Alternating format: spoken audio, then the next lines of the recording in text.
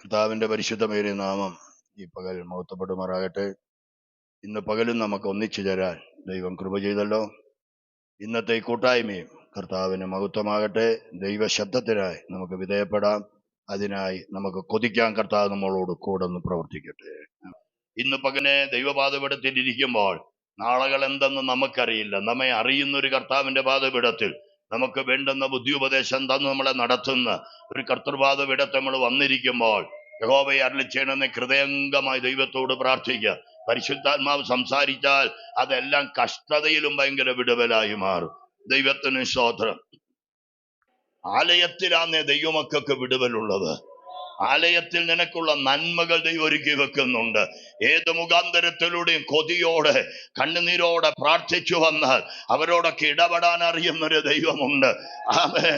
1000 വട്ടം കേട്ടൊരു ദൂതിന്റെ ഒരു ഭാഗം ഓർമ്മയിലേക്ക് വരിക. ഏലി പുരോഹിതന് ചിലപ്പോ ദർശനം നഷ്ടപ്പെട്ടേക്കാം. അവന് വേണ്ടത്ര ആലോചനയില്ലായിരിക്കാം. അവനിൽ നിന്ന് ദൈവകൃപ ഒഴുകിപ്പോയേക്കാം. പക്ഷെ പ്രാർത്ഥിക്കുന്ന ഒരു ഹന്ന ആലയത്തിൽ വന്നാൽ അവർക്ക് മറുപടി കൊടുക്കാൻ ഏത് വ്യക്തി ഉപയോഗിക്കാൻ ദൈവശക്തനാണ്. എത്ര കൃപ പോയവനെയും ആമേൻ പ്രാർത്ഥിക്കുന്നവരുടെ വിടുതലിന് വേണ്ടി എന്റെ ദൈവത്തിന് ഉപയോഗിക്കാൻ പറ്റും. തിരിച്ചറിയുന്നവർ കരം തട്ടി ദൈവത്തെ ആരാധിച്ചു. ഇന്ന് പകൽ മുമ്പിൽ നിൽക്കുന്നവൻ ബലഹീനനാകാം, പക്ഷെ നിന്റെ പ്രാർത്ഥന കേട്ടവൻ ബലഹീനനല്ല. അവൻ സർവശക്തനാണ്. അവൻ അസാധ്യങ്ങളെ സാധ്യമാക്കുന്നവനാണ്. അവൻ നിന്റെ മേൽ മഹത്വത്തെ വെളിപ്പെടുത്തുന്നവനാണ്. Hallelujah, hallelujah. അപ്പോ നമുക്കൊരു കൊതിയും താല്പര്യമൊക്കെ ഉണ്ടെങ്കിൽ ദൈവത്തിന്റെ പ്രവൃത്തി ഇനിയും നടക്കുമെന്നൊക്കെ വിശ്വസിക്കാൻ പറ്റുമെങ്കിൽ ദൈവം നമുക്ക് വേണ്ടിയൊക്കെ ഇനി അത്ഭുതം ചെയ്യും. സ്തോത്രം, സ്തോത്രം.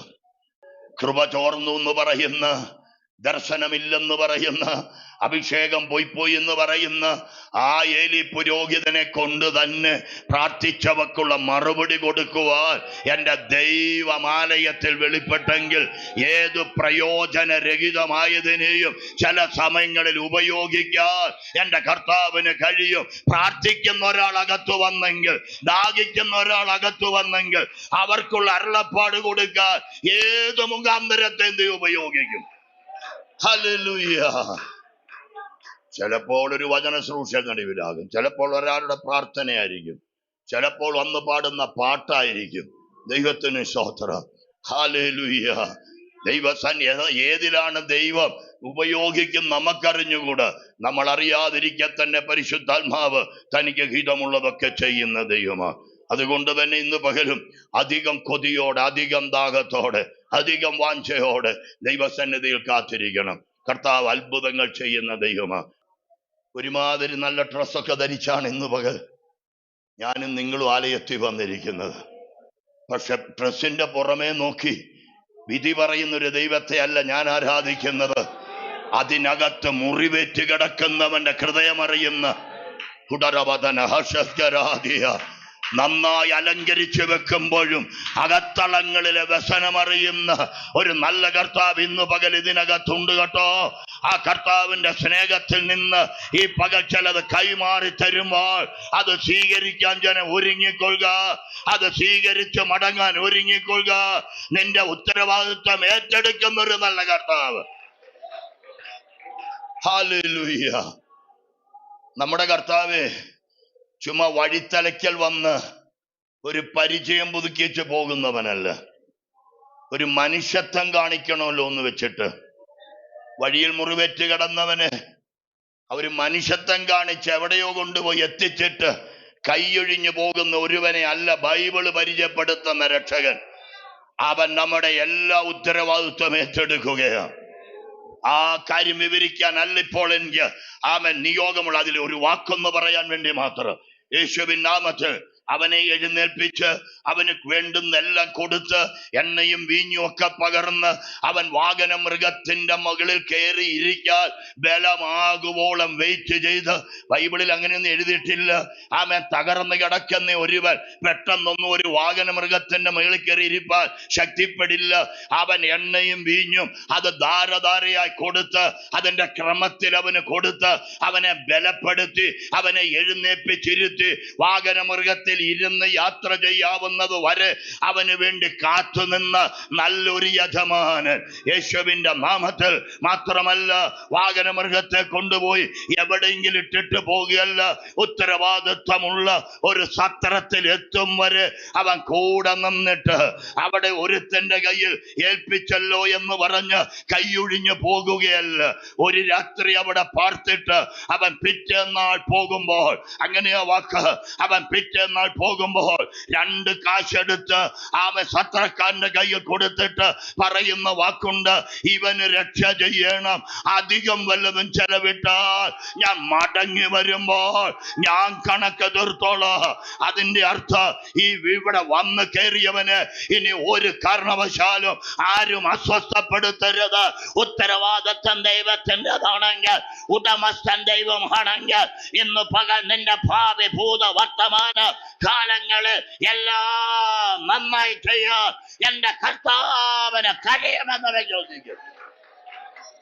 Hallelujah, hallelujah, hallelujah.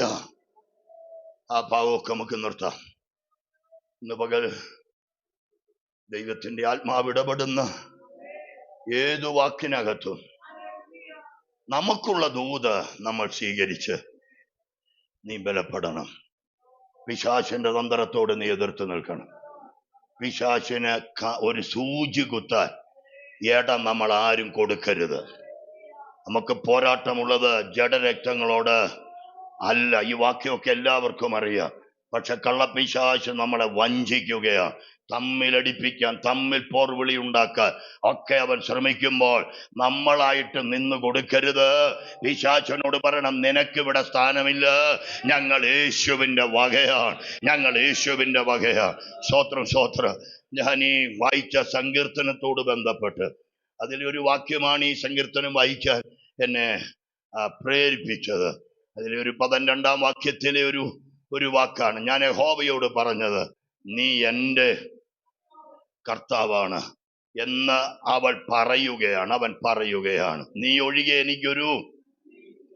ഇന്ന് പകലും ഈ സങ്കീർത്തനത്തെ വേണമെങ്കിൽ ഒരു 3-4 ഭാഗങ്ങളായിട്ടൊക്കെ ഒന്ന് തിരിക്കാം. അതിലെ ഒരു 2-ാം ഭാഗമാണ് വിശ്വാസിയുടെ ഏറ്റുപറച്ചിൽ എന്ന് പറയുന്ന ഒരു ഭാഗത്തിലാണ് ഈ പദം വന്ന് നിൽക്കുന്നത്. ആ ഒരു ആ ശബ്ദം ചില ദിവസങ്ങൾക്ക് മുമ്പ് എൻ്റെ അന്തരംഗത്തിൽ എപ്പോഴോ ഒന്ന് ഉണർന്നു വരാനിടയായി. ഞാൻ യഹോവയോട് പറഞ്ഞത്, നീ എൻ്റെ കർത്താവാണ്.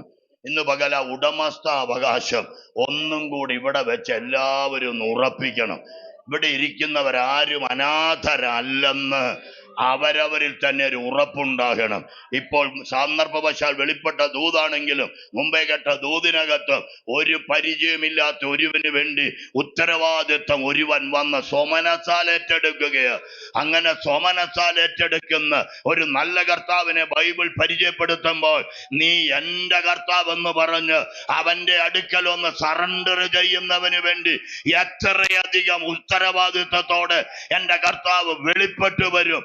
ഇന്നത്തെ സഭായോഗത്തിന്റെ നടുവിലും ഏറ്റുപറയുന്ന ചിലതിന് വേണ്ടി അവൻ തന്റെ കർത്തൃത്വം വെളിപ്പെടുത്തും, അവന്റെ അധികാരം അവൻ വെളിപ്പെടുത്തും. തന്റെ ജനത്തിന് വേണ്ടി അവൻ ഒരു വീരനെ പോലെ ഈ കർത്തൃപകലും ഇതിനകത്ത് ഉലാവുമെന്ന് പറഞ്ഞാൽ എത്ര പേർക്ക് ധൈര്യത്തോടെ ആ കർത്താവിനെ വിശ്വസിച്ച് ആരാധിക്കാൻ പറ്റും? നീ പറഞ്ഞാരാധിച്ചോ, യഹോവ നീ എൻ്റെ കർത്താവ്, യഹോവ നീ എൻ്റെ ബലം, യഹോവ നീ എൻ്റെ വെളിച്ചം, യഹോവ നീ എൻ്റെ ഇടയൻ, യഹോവ നീ എൻ്റെ പാറ, നീ എന്റേതെന്ന് ഇന്ന് പകൽ അടിവരയിട്ടെന്ന് പറഞ്ഞുറപ്പിക്കും. Hallelujah, hallelujah. ഇന്ന് പകൽ നമ്മുടെ അകത്ത് വിശ്വാസം വളരുന്നില്ലെങ്കിൽ, നമ്മൾ കുറച്ച് വെക്കുന്നോണ്ടല്ല ആത്മചലനം വ്യാപരിക്കുന്നത്. വചനം വിശ്വസിക്കുമ്പോഴാണ് അത് വിശ്വസിക്കുന്നവരിൽ ശക്തിയായി വ്യാപരിക്കുന്നത്. തെസ്സലോനിക്കയിലെ ആ വാക്യം ഒക്കെ നമുക്കറിയാവുന്ന വാക്കുണ്ട്. ആമേൻ. 1 തെസ്സലോനി 2-ാം അധ്യായത്തിന്റെ 12-13 ഏതൊരു വാക്കുക. ആമേൻ. വചനം സാക്ഷാലാകുന്നത് പോലെ ദൈവത്തിന്റെ വചനമായി തന്നെ നിങ്ങൾ കൈക്കൊണ്ടതിനാൽ ഞങ്ങൾ ഇടപെടാതെ ദൈവത്തെ സ്തുതിക്കുന്നു.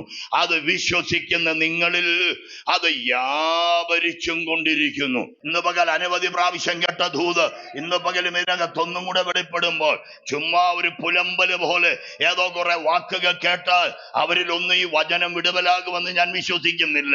പക്ഷെ ആരെങ്കിലും ഇത് ദൈവത്തിന്റെ വചനമായി ഈ വചനം എന്നിൽ ക്രിയ ചെയ്യുമെന്ന് നീ കടന്ന് വിശ്വസിച്ചാൽ ആ വചനത്തിന് നിന്നിൽ ക്രിയ ചെയ്യാൻ കഴിയും. കാരണം ഈ വചനം ജീവിപ്പിക്കുന്നതാണ്.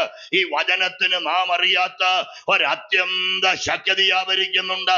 ആരെങ്കിലും ഈ വചനവുമായി അല്പസമയം ഒന്ന് ചേർന്നാൽ അത് ഉള്ളത്തിലൊന്ന് കൈക്കൊണ്ടാൽ ചില പരിവർത്തനങ്ങൾ കൊണ്ടുവരാൻ എന്റെ കർത്താവിന് കഴിയുമെന്ന് ഇന്ന് പകലും പരിശുദ്ധയാത്മാവ് തെളിവായ ഒരു ആലോചന തരുകയാണ്. ഹല്ലേലൂയ. സ്തോത്രം. ഈ വചനം അതിന് ക്രിയ ചെയ്യും. എത്രയാണേലും വചനത്തിന് ക്രിയ ചെയ്യാതിരിക്കാൻ പറ്റില്ല. നമുക്ക് വേണ്ടി ഇടപെടുന്ന ഈ വചനത്തിന് അതിൻ്റെതായ ഒരു ശക്തിയുണ്ട്. അത് നമ്മുടെ അകത്ത് ചില ഫലങ്ങൾ കൊണ്ടുവരും. സ്തോത്രം, സ്തോത്രം, സ്തോത്രം. ഈ സങ്കീർത്തനത്തിലെ ഈ വാക്കുകൾ ഇവിടെ എടുത്തു പറയുമ്പോൾ നീ എൻ്റെ കർത്താവാണെന്ന് യഹോവയോട് ഞാന് പറഞ്ഞു എന്ന വാക്ക്. അപ്പൊ ഈ ഏറ്റുപറച്ചിലിനകത്ത് ഒരു ഭയങ്കര ശക്തി കിടപ്പുണ്ട്. ഒരു ഭയങ്കര ശക്തി. ഏറ്റുപറച്ചിലാണ് ചില അധികാരങ്ങളൊക്കെ ഉണ്ടാകുന്നത്. നമുക്കും നമ്മുടെ നാട്ടിലൊരു എലക്ഷൻ നടക്കാൻ പോകുകയാണല്ലോ. ഭയങ്കര തിരക്കിലാണ് ലോകജനമെല്ലാം അതിൻ്റെ പിന്നാലെ. മെയ് മാസം റിസൾട്ട് വന്നു കഴിഞ്ഞ് ആരാണോ ജയിക്കുന്ന എല്ലാ MLA-മാരും ഒരു ദിവസം നിയമസഭയിൽ ചെന്ന് അവർ ഒരു സത്യപ്രതിജ്ഞ ചെയ്ത് ചിലത് ഏറ്റു പറയുമ്പോഴാണ് അവർ തെരഞ്ഞെടുക്കപ്പെട്ട അംഗമായി അംഗീകരിക്കപ്പെടുന്നത്. അതിനു മുമ്പ് ജയമൊക്കെ കിട്ടിയത്. പക്ഷേ അവരെ അധികാരത്തിലേക്ക് കൊണ്ടുവരണമെങ്കിൽ അവർ ചില കാര്യങ്ങൾ ഏറ്റുപറയേണ്ടതുണ്ട്. അപ്പൊ ഏറ്റുപറച്ചിലൂടെയാണ് ചില അധികാര കൈമാറ്റങ്ങൾ നടക്കുന്നത്. യേശുക്രിസ്തു ഒരിക്കലായി കാൽവറിയിൽ നമുക്കെല്ലാം ജയം തന്നതാണ്. എല്ലാവർക്കും ജയം തന്നതാണ്. പക്ഷെ ഇവിടെ ഇരുന്ന് നീ വിശ്വാസത്താൽ ആ ജയം ഏറ്റുപറയാൻ തയ്യാറാകണം. യേശു എനിക്ക് വേണ്ടി മരിച്ചു, യേശു എനിക്ക് വേണ്ടി അടിക്കപ്പെട്ടു, അവന്റെ അടിപ്പിണരുകളാൽ എനിക്ക് സൗഖ്യമുണ്ട്, അത് ഞാൻ വിശ്വസിക്കുന്നു, അത് ഞാൻ അവകാശം പറയുന്നു എന്ന് ആരൊക്കെ മടുപ്പ് കൂടാതെ ഏറ്റു പറയുമോ അവരൊക്കെ വിടുവിക്കപ്പെടാൻ പോകുന്നുള്ളൂ. അവർക്കൊക്കെ ഇത് വിടുതലായി ആവരിക്കാൻ പോകുന്നുള്ളൂ. സ്തോത്രം. അല്ലാതെ ആരിലേക്ക് ഈ വചനം ഒരിക്കലും വിടുതലായി ആവരിക്കില്ല. സ്തോത്രം. ആരിത് വിശ്വസിക്കുമോ? വിശ്വസിച്ചുകൊണ്ട് ആരിത് ഏറ്റുപറയുമോ? ആ ഏറ്റു പറയുമ്പോൾ തന്നെ അവിടെ ഒരു ആത്മീയ വിടുതൽ, ഒരു ആത്മലോകവുമായി ഒരു കണക്ഷൻ അവിടെ വരികയാണ്. സ്തോത്ര. ഞാൻ പലവട്ടം ഈ ആലയത്തിൽ പറഞ്ഞിട്ടുണ്ട്, നമ്മൾ വെറുതെ കുറെ മാംസപിണ്ഡമല്ല കൂടി വരുന്നത്, ഒരാത്മലോകവുമായി. ആമേൻ. ഒരാത്മലോകം എന്ന് പറയാൻ പറ്റില്ല, പക്ഷെ നമുക്ക് ഒരാത്മലോകത്തെ ബന്ധം വരാവൂ. രണ്ടാത്മലോകമുണ്ട്. ഒന്ന് പൈശാചിക ആത്മലോകമാണ്, മറ്റൊന്ന് ദൈവിക ആത്മലോകമാണ്. നമുക്ക് ദൈവമായുള്ള ആത്മീയ ലോകമായിട്ട് ബന്ധം വരാവുള്ളൂ. നിർഭാഗ്യവശാൽ പലരിലും സാത്താന്യ ലോകത്തിന്റെയും കടന്നുകയറ്റങ്ങളുണ്ട്, ഇടകലർന്ന് കിടക്കുകയാണ്. ഇന്ന് പകൽ സാത്താൻ അല്ല ഇവിടെ വ്യാപരിക്കേണ്ടത്. എല്ലാറ്റിനും ഇത് ആധിപത്യമുള്ള സകല തിന്മകളെയും തകർത്ത് നമുക്ക് ജയം തരുന്ന നമ്മുടെ സ്വർഗ്ഗസ്ഥ പിതാവിന്റെ ആത്മലോകവുമായി നമ്മൾ ബന്ധം ചേർന്നാൽ ആ ബന്ധം ചേരുന്നത് വിശ്വാസത്തിലൂടെയാണ്. വിശ്വാസം വ്യാപരിക്കേണ്ടത് വചനത്തിലൂടെയാണ്. കേൾക്കുന്ന വചനം വെറും വാക്കാക്കി വെക്കാതെ അത് വിശ്വാസത്താൽ ഏറ്റുപറയുമെങ്കിൽ അതൊക്കെയാണ് നിനക്ക് വിടുതൽ കൊണ്ടുവരുന്നത്. വിശ്വാസം കൂടാതെ ആർക്കും ദൈവത്തെ പ്രസാദിപ്പിക്കാൻ ആർക്കും കഴിയില്ല. നമ്മളെല്ലാം കൂടി ഇന്ന് ഇവിടെ കൂടി എത്ര നേരം ഒച്ച വെച്ചാലും ഒച്ച കേൾക്കാൻ വരുന്ന ദൈവമല്ലെന്നേ. ദൈവം ഇതിനകത്ത് ആരെങ്കിലും വിശ്വസിക്കുന്നുണ്ടോ എന്ന് കാണാൻ. ദൈവത്തിന്റെ തിരുവഴുത്തുകള് ഇതെല്ലാം കള്ളത്തരമെന്ന് ഒരു കൂട്ടര് പറയുമ്പോ, ഇതെല്ലാം വയറ്റിപ്പഴപ്പനുള്ള ഉപദേശിമാരെ പോലെയുള്ളവരുടെ വെറും വയറ്റിപ്പഴപ്പുള്ള മാർഗമെന്നൊക്കെ പറഞ്ഞ് ബൈബിളിനെ ഒരു കൂട്ടർ വല്ലാതെ എതിർക്കുമ്പോൾ, ഇതിന്റെ നടുവിൽ ചിലരൊക്കെ കണ്ണടച്ച് വിശ്വസിച്ച് ഇതെന്റെ ജീവനാണെന്ന് പറഞ്ഞ്, ഇതെന്റെ സൗഖ്യമാണെന്ന് പറഞ്ഞ്, ഇതിനകത്തെന്റെ സമാധാനമുണ്ട്, ഇതിനകത്തെന്റെ രക്ഷയുണ്ട്, എന്റെ സകല വിടുതൽ ഈ വചനത്തിനകത്തുണ്ടെന്ന് ആരെങ്കിലുമൊക്കെ വിശ്വസിച്ച് പറഞ്ഞാൽ അവരെയൊക്കെ പരസ്യമായി ആദരിക്കുന്ന ഒരു മഹാദൈവത്തെയാണ് ഈ ആലയത്തിൽ ഞാൻ ഇവിടെ ഉയർത്തുന്നത്. പരിശുദ്ധാത്മാവ് ആ ദൈവത്തെയാണ് ഇവിടെ വെളിപ്പെടുത്തുന്നത്. അതുകൊണ്ട് ലജ്ജ കൂടാതെ നീ വിളിച്ചു പറ, യഹോവേ നീ എന്റെ കർത്താവാണ്.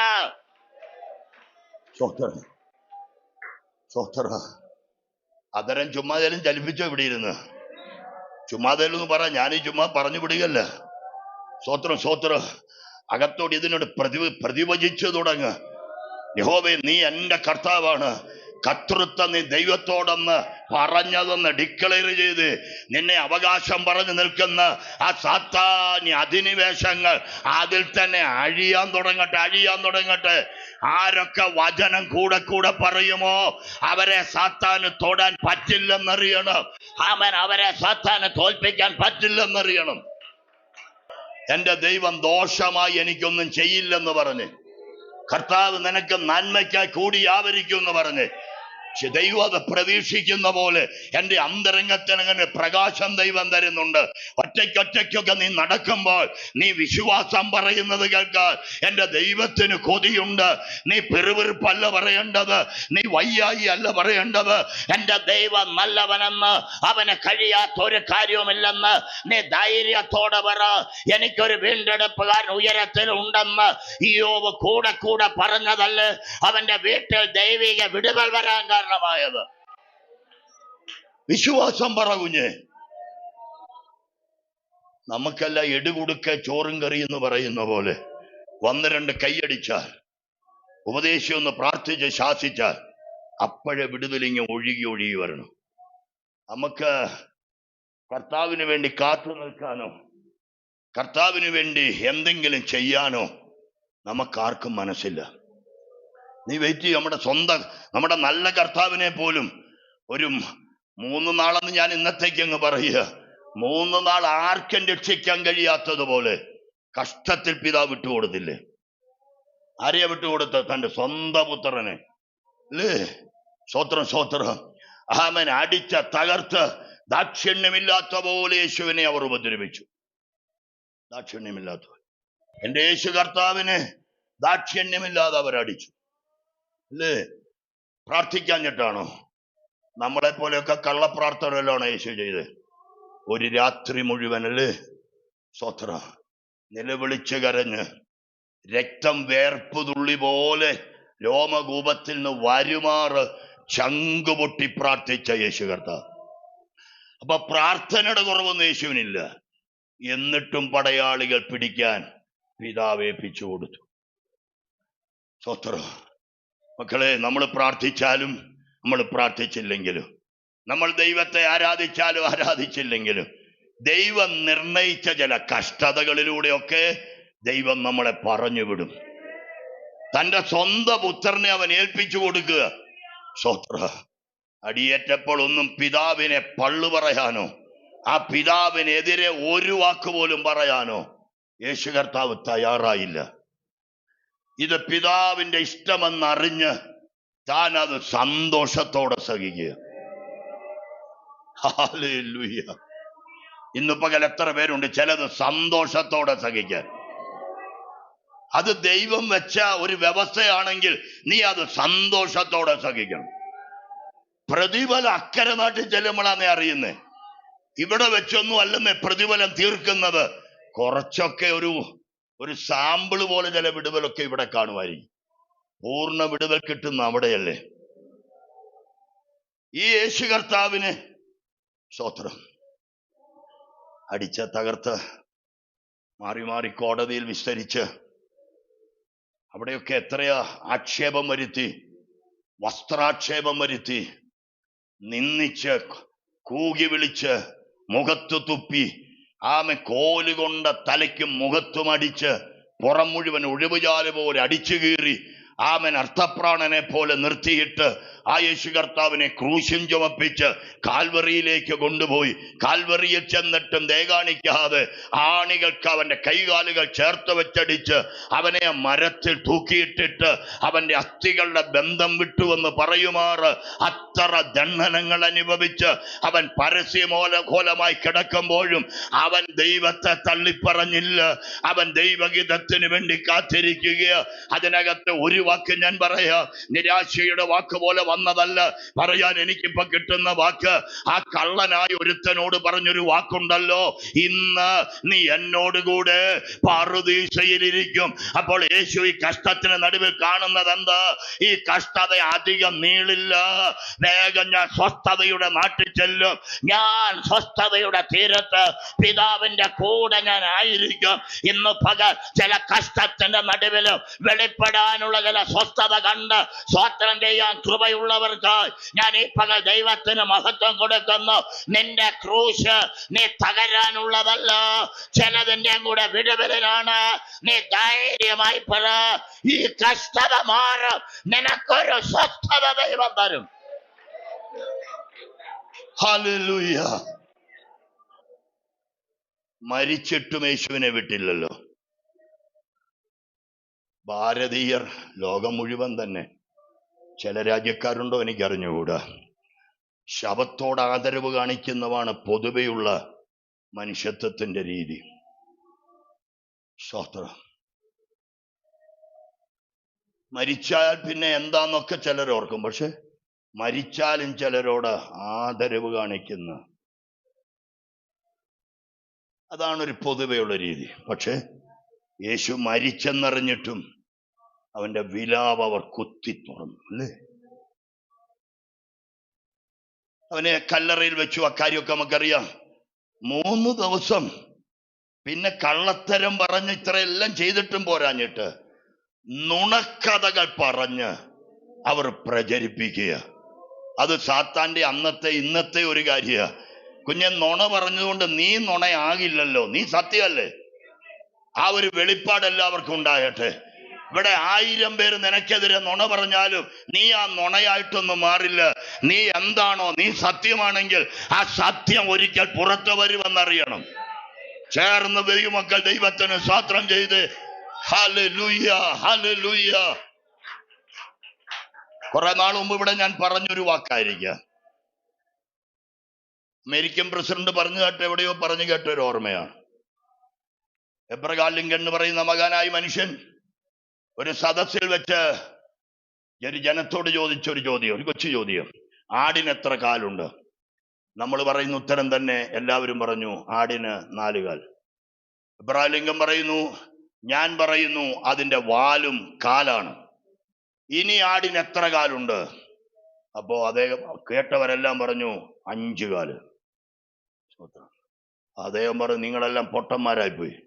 സ്വത്ര ഞാൻ വാല് കാലാന്ന് പറഞ്ഞ വാലൊന്നും കാലായില്ല. നിങ്ങൾ അങ്ങനെ അങ്ങ് വിശ്വസിച്ചു. ഈ ലോകം മുഴുവൻ ഇതാണ്. ഇല്ലാത്തത് ആരെങ്കിലും ഒന്ന് പറയും, അതെല്ലാവരും അങ്ങ് ആമയും പറയും. അതല്ല ശരി. ഞാൻ ഇപ്പൊ പ്രസിഡന്റാ, പക്ഷെ ഞാൻ പറഞ്ഞുകൊണ്ടൊന്നും ആടിന്റെ വാല് കാലാകില്ല. ആടിന് 4 കാലുള്ളൂ. ആശയം തിരിച്ചറിഞ്ഞു എന്ന് വിശ്വസിക്കുക. ഇന്ന് പകൽ ഇവിടെ ആരെല്ലാം എന്തെല്ലാം പറഞ്ഞാലും നീ എന്താണോ അതായിരിക്കും നീ. വേറെ എന്തെല്ലാം നിനക്കെതിരെ നുണക്കഥകൾ പ്രചരിപ്പിച്ചാലും നുണകൾക്ക് നിന്നെ ബന്ധിക്കാൻ പറ്റില്ല. യേശുവിന്റെ അധികാരമുള്ള നാമത്തിൽ ഞാൻ അകം കേൾക്കുന്ന ഒരു വാക്ക് അധികാരത്തോടെ പറയുന്നു. അവിടെ നുണപ്രചരണം നടത്തി കല്ലറ മൂടി. പക്ഷേ 3-ാം പൊക്കം സകല നുണകളും ദൈവം പൊട്ടിച്ചു കളഞ്ഞു. ഇന്ന് പകൽ ചില വിശുദ്ധന്മാർക്കെതിരെ പ്രചരിക്കുന്ന ചില കള്ള കഥകൾ എന്റെ ദൈവം പൊട്ടിച്ചെറിയുന്ന ചില വിടുതലിന്റെ നാളുകൾ മുമ്പിൽ വരുന്നു എന്ന് ഈ വചനം കൊണ്ട് ദൈവം ഒരാലോചന തരുകയാണ്. ഹല്ലേലൂയ. അപ്പോ യേശു കർത്താവിനെ തകർത്തിപ്പോ താൻ കല്ലറയിലുമായിരിക്കുക. എല്ലാം നിശബ്ദമായി പോയി. 3.5 വർഷം കൊണ്ട് ദേശത്തെ ഇളക്കി മറിച്ച ആ ശുശ്രൂഷകൾ 3 ദിവസം കൊണ്ട് ഇപ്പൊ നിശബ്ദമാക്കി കളഞ്ഞു. ചിലപ്പോ ചില ശക്തികൾക്കൊക്കെ ചില ആരവങ്ങളെ അടക്കാൻ പറ്റിയെന്ന് വന്നേക്കാം. പക്ഷെ എന്നേക്കും അടക്കാൻ പറ്റില്ല. ഒരു ഉയർപ്പിന്റെ സുപ്രഭാതം വെളിപ്പെടുമ്പോൾ ഇന്നേക്ക് 2000 വർഷമായി ആ മഹത്വമുള്ള നാമം ഇവിടെ ഉയർന്നുകൊണ്ടിരിക്കുകയാണ്. 3 ദിവസം അടയ്ക്കപ്പെട്ടതുപോലെ നിശബ്ദമായി പോയെന്ന് പറയുന്ന ആ പരിശുദ്ധ നാമം 2000-ലധികം വർഷമായി ലോകമെങ്ങും അത് ഉയരുകയാണ്. ഇത് സത്യമെന്ന് വിശ്വസിക്കുന്നെങ്കിൽ ദൈവകുഞ്ഞ്, നിനക്ക് വേണ്ടി ഒരു സ്വർഗീയ പിതാവുണ്ടെങ്കിൽ ഇവിടെ ആരല്ല നിന്നെ കല്ലറയിൽ അടച്ചാലും, ഇവിടെ ആരല്ല നിന്നെ ദുഷ്ടന്റെ കയ്യിൽ വിട്ടുകൊടുത്താലും, ഇവിടെ ആരല്ല നിനക്കെതിരെ രേഖ തയ്യാറാക്കിയാലും നിന്നെ ഉയർപ്പിക്കുന്ന, നിന്നെ നീതി വെളിപ്പെടുത്തുന്ന ഒരു പിതാവ് ഉയരത്തിലുണ്ട്. Hallelujah, hallelujah. യേശു ധൈര്യമായി പറഞ്ഞു, ഞാൻ ഏകനല്ല. തന്റെ പരിശുശ്രൂഷയിൽ താൻ ഏറ്റുപറഞ്ഞ വാക്കതാ, ഞാൻ ഏകനല്ല. നിങ്ങളെല്ലാരും എന്നെ കൈവിടും, പക്ഷെ എന്നാലും ഞാൻ ഏകനാകില്ല. ഈ മക്കളെ, ഈ കൂടെ നിന്ന് ഓശന്ന പാടുന്നവനൊക്കെ ചില സമയത്ത് മാറുമെന്ന് എല്ലാവരും വിശ്വസിച്ചോണം. അതുകൊണ്ടാ പറഞ്ഞ, മനുഷ്യനെ വിശ്വസിക്കരുത്, നീ ദൈവത്തെ മാത്രമേ വിശ്വസിക്കാവൂ. മനുഷ്യൻ തരം കിട്ടുമ്പോ തരം പോലെ നിൽക്കും. Hallelujah, hallelujah.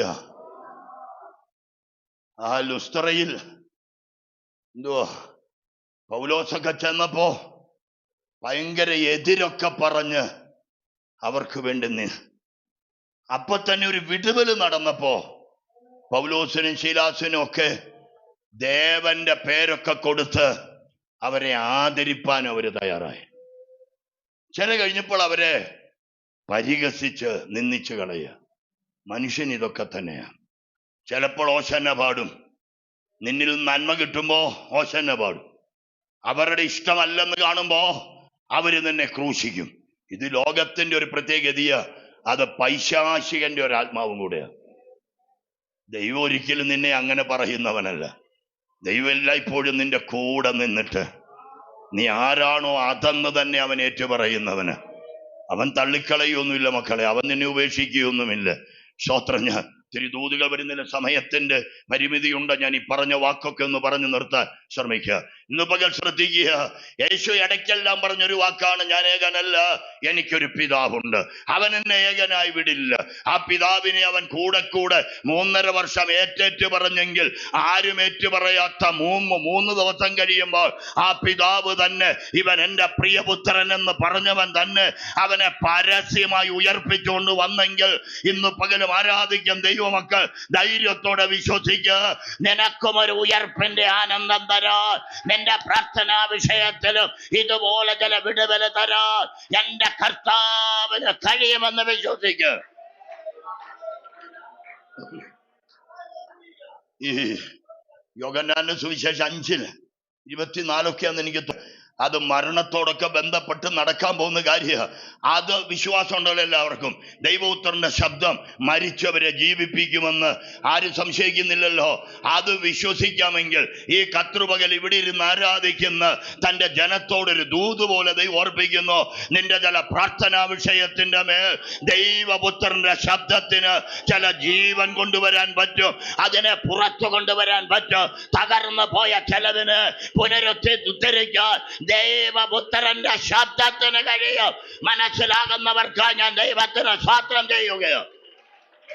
Hallelujah, hallelujah. ദൈവപുത്രന്റെ ശബ്ദം കേൾക്കുന്ന നാഴിക വരുന്നു. കേൾക്കുന്നവർ ജീവിക്കുന്ന. അപ്പൊ ദൈവപുത്രന്റെ ശബ്ദത്തിന് എന്ത് ചെയ്യാൻ പറ്റും? ചിലതിനെ ജീവിപ്പിക്കാൻ പറ്റും. നമ്മുടെ പ്രാർത്ഥനകളെല്ലാം ചത്തുപോകുന്ന പ്രാർത്ഥനയല്ല. നിന്റെ പ്രാർത്ഥനാ വിഷയത്തിന്റെ മേലല്ല, ദൈവപുത്രന്റെ ശബ്ദം വെളിപ്പെടുമ്പോ, ഓ മൈ ലോർഡ്, യേശുവിന്റെ അധികാരമുള്ള നാമത്തിൽ ഇന്ന് പകൽ ആരെയൊക്കെ ദൈവം തൊടുമെന്ന് എൻ്റെ അന്തരംഗം വിശ്വസിക്കുന്നു. പരിശുദ്ധാത്മാവി ദൂതുമായി ആരെയൊക്കെയോ സ്പർശിക്കുമെന്ന് എൻ്റെ അന്തരംഗത്തിൽ ആത്മാവ് ഒരു ധൈര്യം തരുന്നു. ദൈവാത്മാവും മനുഷ്യന്റെ ആത്മാവും തമ്മിൽ ഇപ്പോൾ ഒരു കൂട്ടിമുട്ടൽ ഉണ്ടാകും. അത് നിനക്കൊരു വിടുതലായിരിക്കും, അത് നിനക്കൊരു ജയമായിരിക്കും, അത് നിന്റെ പ്രാർത്ഥനയ്ക്കൊരു മറുപടി ആയിരിക്കും. ഹല്ലേലൂയ. അതുകൊണ്ട് ദൈവമക്കളെ, നീ വിശ്വാസത്തെ ചിലത് ഏറ്റുപറ. യഹോവ എൻ്റെ കർത്താവാണ്, ഈ വചനം എൻ്റെ വിടുതലാണ്. നീ ചിലതൊക്കെ ഒന്ന് കണ്ടെത്തിയതൊന്ന് പറയുന്നേ. നിനക്കൊരു പ്രതിഫലം ഉണ്ടാകും, നീ അങ്ങ് പറയുന്നേ. നീ വചനം പറവുഞ്ഞേ. ആ വചനം ഇന്നല്ലെങ്കിൽ നാളെ ഒരു വിടുതലായി നിന്നിൽ വരും. സ്തോത്രം, സ്തോത്രം. നീ എൻ്റെ കർത്താവാ. അപ്പൊ കർത്തൃത്വം അവനെ ഏൽപ്പിക്കുക. നമ്മുടെ കർത്താവിൻ്റെതാണ് നമ്മൾ മുഴുവനെങ്കിൽ പിന്നെ നമ്മളെ ഓർത്ത് നാം എന്തിനു ഭാരപ്പെടണം? സ്തോത്രം, സ്തോത്രം. നമ്മൾ ദൈവത്തിന്റെ മുഴുവൻ പ്രോപ്പർട്ടി അവൻ്റെതാ, മുഴുവൻ. അതുകൊണ്ട് തന്നെ നീ ഒന്നിനെ ഓർത്ത് ഇന്ന് ഇവിടെ ഇരുന്ന തളരല്ല, പിറുപിറുക്കല്ല്. ദൈവം നല്ലവനെന്ന് ഒന്നും കൂടെ വാതുറന്ന് പറഞ്ഞ ദൈവത്തിന് സ്തോത്രം ചെയ്യുക. യഹോവ എന്റെ ബലമെന്ന് ഏറ്റുപറ. യഹോവ എന്റെ ദൈവം ഏറ്റുപറ. അവൻ എന്റെ ഉടമസ്ഥൻ, അവൻ എന്റെ ഇടയൻ, അവൻ എന്റെ വെളിച്ചം, അവൻ എന്റെ പാറ. നീ പറഞ്ഞൊന്ന് ധൈര്യപ്പെടുത്തിക്ക. ആത്മലോകത്തിലൊരു വിടുതൽ നടക്കട്ടെന്ന്. ഈ അബ്രഹാമിനോട് ദൈവം ചില വാക്ക് അങ്ങോട്ട് പറഞ്ഞു. ഞാൻ നിന്റെ അതിമഹത്തായ പ്രതിഫലമാണ്. എന്നാ എന്റെ കാര്യം? അതിന് തൊട്ടു പുറകിലത്തെ അധ്യായത്തിൽ എൻ്റെ ദൈവമാണ് എനിക്ക് സമ്പത്ത് തരുന്നതെന്ന് എൻ്റെ അബ്രഹാം അങ്ങോട്ട് വിശ്വാസാൽ പറഞ്ഞു. സ്വത്ര ഒരു രാജാവ് തന്നെ എതിരേറ്റ് വന്നപ്പോ സോദോൻ രാജാവ് വന്നിട്ട് അവനോട് പറയുക, സൈന്യത്തെ ഇങ്ങ് തന്നു, സ്വത്തൊക്കെ നീ എടുത്തു എന്ന് പറയുമ്പോ അബ്രഹാം പറയുക, നീ അല്ല എന്നെ സമ്പന്നനാക്കിയത്, എന്നെ സമ്പന്നനാക്കുന്ന ദൈവമാണ്. അതുകൊണ്ട് നിന്റെ ഒരു ചരട് പോലും എനിക്ക് വേണ്ട. വിശ്വാസത്താൽ അവൻ ചിലത് പ്രഖ്യാപിച്ചപ്പോൾ 15-ാം അധ്യായം തുടങ്ങുമ്പോ ദൈവം വന്നിട്ട് പറയുക അബ്രഹാമിനോട്, അബ്രഹാമേ, ഞാൻ നിനക്ക് അതിമഹത്തായ പ്രതിഫലമായിരിക്കാം. ഈ രണ്ട് ദൂതും ഒരു കണക്ഷനായി വിശ്വസിക്കാവോ? 14-ാം അധ്യായത്തിൽ അവൻ വിശ്വാസത്താൽ അങ്ങ് പ്രഖ്യാപിക്കുക, ദൈവമാണ് എനിക്ക് നന്മ തരുന്നത്, ഇവിടെ ഒരുത്തൻ്റെയും ദാനം എനിക്ക് വേണ്ട എന്ന് അവൻ വാക്കും ഭാഷണം കൂടാതെ ഒരു വിശ്വാസ പ്രഖ്യാപനം നടത്തിയപ്പോൾ 15-ൽ എൻ്റെ ദൈവം ഇങ്ങോട്ട് വന്ന്, ഞാൻ നിനക്ക് അതിമഹത്തായ പ്രതിഫലവും നിന്റെ സഹായത്തിന് പരിചയമെന്ന് എൻ്റെ ദൈവം ഡിക്ലെയർ ചെയ്തെങ്കിൽ ഈ സഭായോഗത്തിൽ ഈ 12 മണിയാകുന്ന സമയം നീ ചിലത് വിശ്വസിച്ചാൽ അടുത്ത ദിവസം 12 മണിയാകുന്നതിന് മുമ്പ് നിനക്ക് വേണ്ടി ഇങ്ങോട്ട് വന്ന് ചിലവ് തെളിയിക്കാൻ നാം ആരാധിക്കും ദൈവത്തിന് കഴിയുമെന്ന് വിശ്വസിച്ചു. ഹല്ലേലൂയ. എന്റെ ദൈവത്തിന് സകലവും കഴിയുമെന്ന് ഞങ്ങൾ വിശ്വസിക്കും. എന്റെ ദൈവത്തിന് ഞങ്ങളെ രൂപാന്തരപ്പെടുത്താൻ കഴിയുമെന്ന്. Hallelujah, hallelujah. ഉദരവദന രഗദന ഭൗഷ്യന്തലാദിയ ഉദരവദന രഗദന ഗശസ് ഹത്തുര രഗദന ഭൗഷ്യന്തൽ. ഹല്ലേലൂയ. സ്തോത്രം, സ്തോത്രം.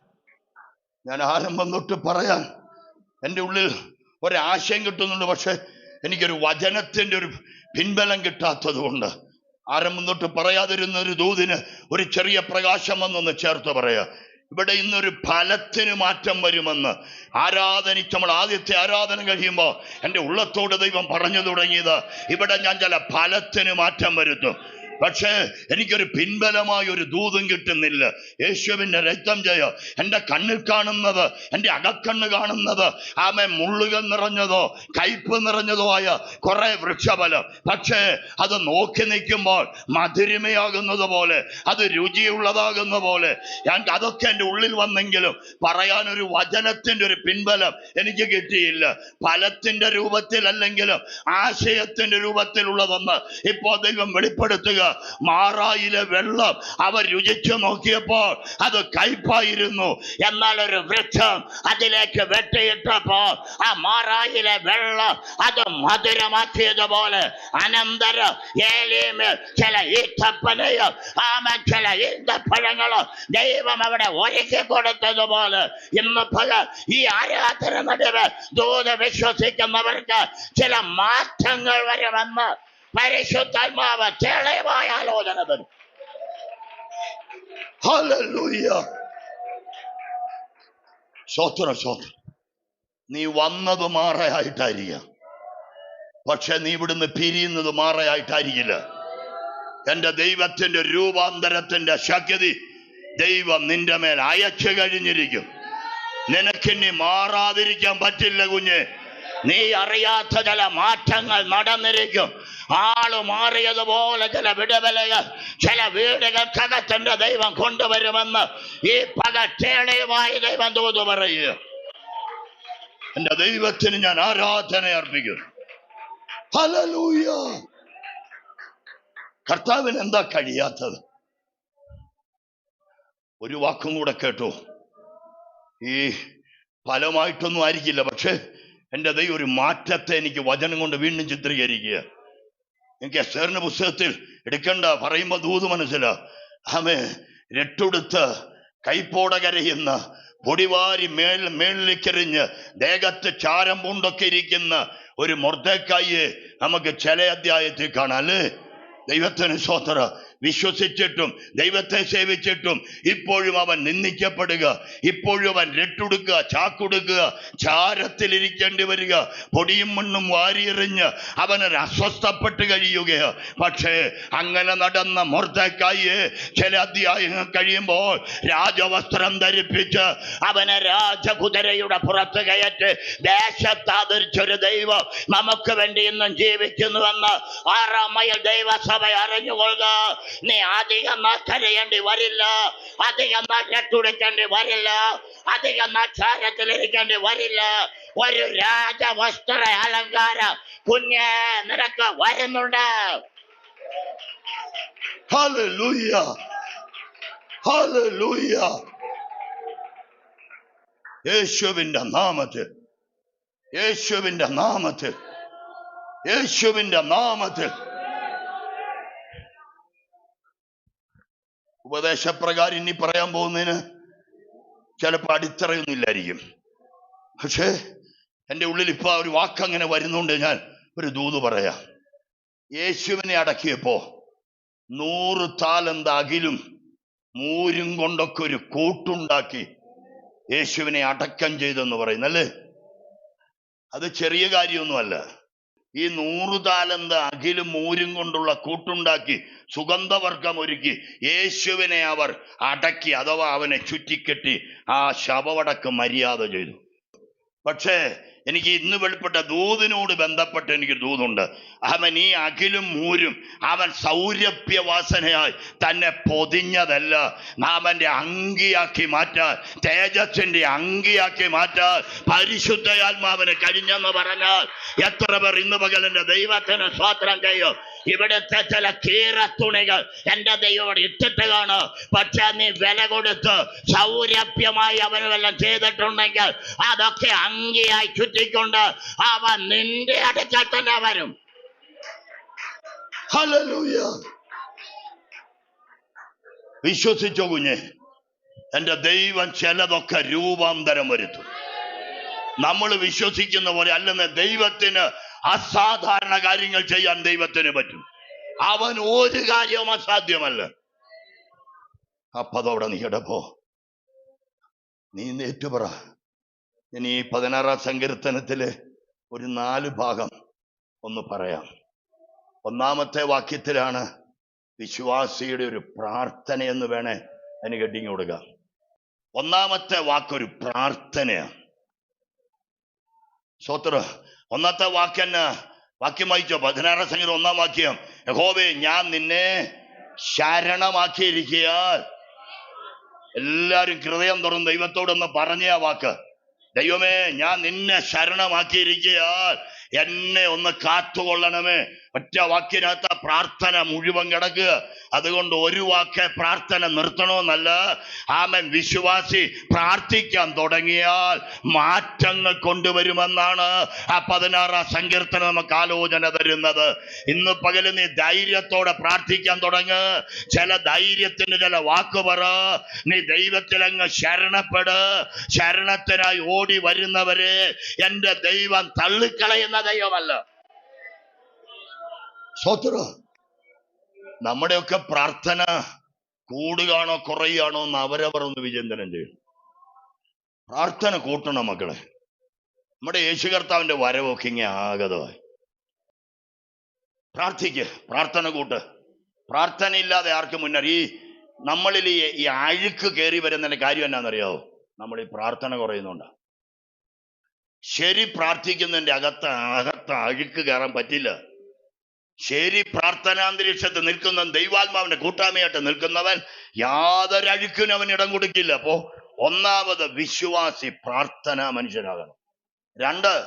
അതിന്റെ 2-3 വാക്കുകൾ അതൊരു വിശ്വാസി ചിലത് ഏറ്റുപറയണം. ഇനി അടുത്തത് അതിന്റെ 6-7 വാക്യം. വിശ്വാസിക്ക് ഒരു തൃപ്തി ഉണ്ടാകണം. വിശ്വാസിക്ക് എന്നാ ഉണ്ടാകണം? സ്തോത്രം. 6-7 വാക്യം എന്നാ പറയുന്ന? അളവുനൂൽ എനിക്ക് നല്ലൊരു അവകാശം. അപ്പോ ഇന്ന് പകൽ നിനക്ക് ചിലത് ലഭിച്ചു എന്നങ്ങ് വിശ്വസിക്കും. സ്തോത്രം. അളന്നു തരാൻ ദൈവശക്തന്. ഞാൻ വീണ്ടും വിശ്വാസം പ്രഖ്യാപിക്കുന്നു. ചിലതിന് ഇനിയും ചിലത് അളക്കുന്നൊരു ദൈവം. ഹല്ലേലൂയ. ധൈര്യമായ യഹോവയ്ക്ക് സ്തോത്രം ചെയ്തു. യഹോവയ്ക്ക് കഴിയാത്ത ഒരു കാര്യമില്ല. ഹല്ലേലൂയ. സമയത്തെ ഭയപ്പെടുന്നുണ്ട് നമ്മുടെ വിടുക. അപ്പോ നിനക്ക് ചിലതിൽ തൃപ്തി വേണം. 7-ാം വാക്യവും അതിനോട് സമാനമായ വാക്യ. എനിക്ക് ബുദ്ധിപദേശ യഹോവയെ ഞാൻ വാഴ്ത്തും, ഈ ദൈവത്തെ ഞാൻ ആരാധിക്കും. എനിക്ക് എൻ്റെ രാത്രി കാലങ്ങളിൽ എനിക്ക് ധൈര്യം തരുന്നൊരു ദൈവം എനിക്കുണ്ട്. ഇന്ന് പകൽ നീ അതിൽ തൃപ്തിയാകി നിൽക്കുക. ഒരു ആത്മാവിൽ ഒരു സന്തോഷം നിനക്ക് വരട്ടെ. ഇനി അതിന്റെ 4-ാമത്തെ കാര്യം, വിശ്വാസത്തിന്റെ ഒരു ആത്മധൈര്യം നിനക്കുണ്ടാകണം. 8 മുതൽ 11 വരെയുള്ള വാക്യത്തിനകത്ത് അത് 8-ാം വാക്യം ഒന്ന് വായിച്ചു. ഞാൻ യഹോവയെ എപ്പോഴും എന്റെ മുമ്പിൽ വെച്ചിരിക്കുന്നു,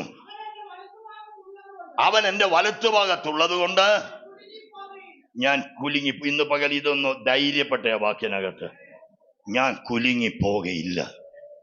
കുലുക്കാവുന്ന എന്തൊക്കെയോ വരുന്നുണ്ട്, പക്ഷേ നീ ധൈര്യമായിട്ട് പറ, യഹോവ എൻ്റെ മുമ്പിൽ ഉള്ളത് കൊണ്ട് ഞാൻ കുലുങ്ങിപ്പോകയില്ല.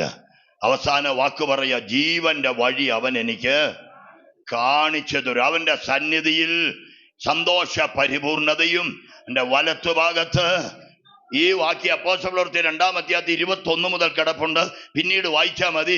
അതിനകത്ത് ആശയം കുറെ കൂടെ മാറ്റി എഴുതിയിരിക്കുന്നത്, എൻ്റെ ദൈവത്തിന്റെ സന്നിധിയിൽ അവൻ എന്നെ സന്തോഷപൂർണനാക്കുന്നു. ഇന്ന് പകൽ ഇവിടെ നിന്ന് ആരാധിച്ച ദൈവകുഞ്ഞ് ഉള്ള സന്തോഷം കൂടെ കളഞ്ഞിട്ടല്ല പോകേണ്ടത്. നിന്റെ ഉള്ളിൽ സന്തോഷം പൂർത്തീകരിച്ചു തരുന്ന ആ നല്ല കർത്താവ് നിന്റെ മുമ്പിൽ നായകനായി ഉള്ളതാകയാൽ അവന്റെ പിന്നാലെ നടക്കാൻ നീ ഏൽപ്പിക്കപ്പെട. നിന്റെ ഉള്ളിൽ ഒരു ആത്മധൈര്യം ഉണ്ടാകട്ടെ. നീതിമാൻ കുലുങ്ങിപ്പോകാൻ സമ്മതിക്കാത്തവൻ, ജീവന്റെ വഴി നിനക്ക് കാണിച്ചു തരുന്നവൻ, നിനക്ക് സന്തോഷത്തിന്റെ മാർഗം അവൻ വഴി തുറന്ന് നടത്തി തരുന്നവനാകയാൽ ആ ദൈവത്തിന് നമുക്ക് ധൈര്യപ്പെടാം. 4 കാര്യം ഓർത്തിരിക്കും. 1, വിശ്വാസി പ്രാർത്ഥിക്കുന്നവനാകണം. 2, വിശ്വാസി ഏറ്റുപറയുന്നവനാകണം. 3, വിശ്വാസി തൃപ്തിയുള്ളവനാകണം. 4, വിശ്വാസി ആത്മധൈര്യമുള്ളവനാകണം. പുതിയ നിയമത്തിൽ ഒരു വാക്യം കൂടി അവസാനത്തെ കാര്യത്തിന് ചേർത്ത് പറഞ്ഞാൽ, നിന്റെ മഹാപ്രതിഫലമുള്ള നിന്റെ ധൈര്യം നമ്മുടെ ധൈര്യം എന്നാ? നമുക്കൊരു ദൈവ ഉയരത്തിലുണ്ട്. അവൻ നമുക്ക് വേണ്ടി യുദ്ധം ചെയ്യും. കർത്താവ് നമ്മെ സഹായിക്കട്ടെ.